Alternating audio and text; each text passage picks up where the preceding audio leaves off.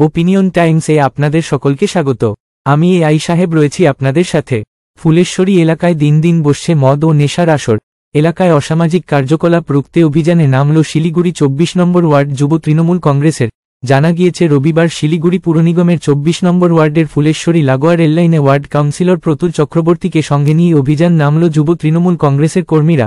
এলাকায় দিন দিন গজে ওঠা অসামাজিক কার্যকলাপের বিরুদ্ধে প্রতিবাদে সরব হন তারা। এদিন এ বিষয়ে ওয়ার্ড কাউন্সিলর প্রতুল চক্রবর্তী জানান, ফুলেশ্বরী রেললাইন সংলগ্ন এলাকায় দিনের পর দিন অসামাজিক কার্যকলাপ বেড়ে উঠছে।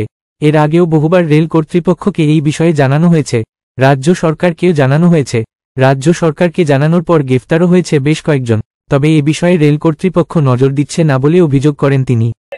আমাদের 24 নম্বর ওয়ার্ড যুব তৃণমূল কংগ্রেসের পক্ষ থেকে এই 24 নম্বর ওয়ার্ডে এই বিস্তীর্ণ এলাকায় রেল লাইনকে কেন্দ্র করে রেল লাইনের দুপাশে যেভাবে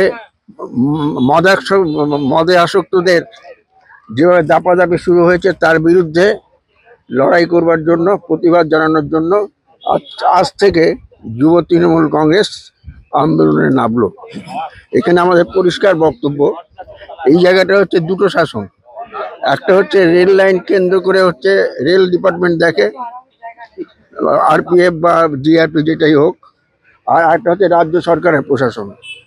রাজ্য সরকারের সাথে আমরা যোগাযোগ করেছি, রাজ্য সরকার কিন্তু এর মধ্যে পদক্ষেপ নিয়েছে, কয়েকজনকে গ্রেফতারও করেছে, কিন্তু রেল পুলিশের তরফ থেকে কিন্তু কোনো ধরনের উদ্যোগ আমরা দেখতে পাচ্ছি না। আমরা যেসব ব্যাপারে রেলের কাছে যাই কোনো উদ্যোগ নেই, তাদের কোনো এইসব ব্যাপার নিয়ে কোনো ভ্রুক্ষেপই নেই।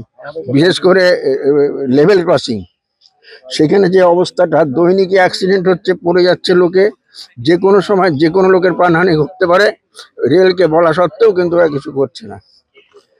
সিমিলারলি এই যে রেল লাইনকে কেন্দ্র করে যে মদাসক্তরা যারা এখানে থাকেন, যারা এখানে বসেন, যারা এই এলাকাকে দুর্বিষহ করে তুলেছেন, তাদের বিরুদ্ধে ব্যবস্থা নেওয়ার জন্য কিন্তু রেলের কোনো ব্যবস্থা নাই। আমরা এই ঘটনার তীব্র প্রতিবাদ করছি এবং আমরা জানাচ্ছি রেলকে, আবার বলছি যে আপনারা সঠিক সময়ে সঠিক ব্যবস্থাটা গ্রহণ করুন, নাহলে কিন্তু এই এলাকায় যে কোনো ঘটনা ঘটে যেতে পারে।